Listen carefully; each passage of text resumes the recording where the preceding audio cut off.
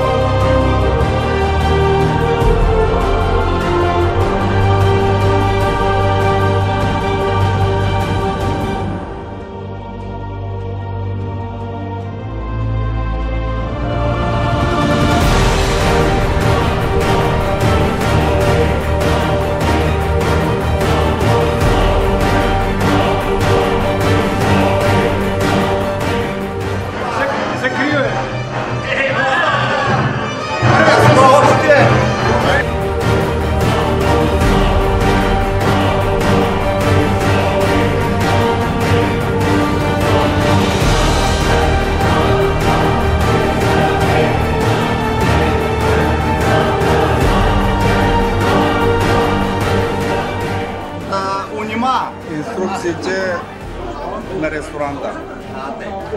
Аз съм дал опътвани, с който е прочел всичко 6 точки.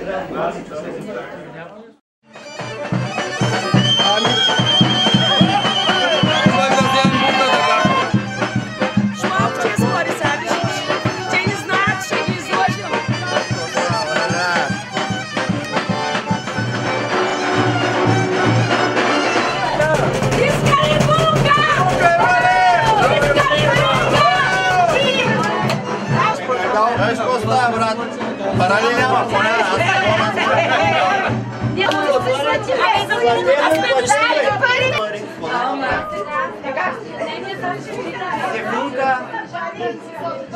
Браво!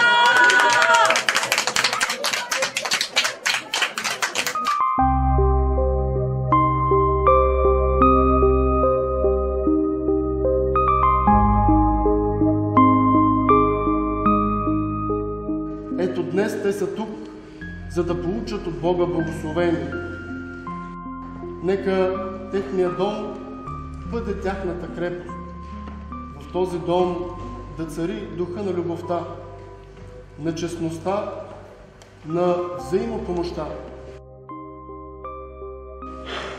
Дай Боже, домът им да се изпълни с детска глъчка и те да възпитават във вярата своите деца.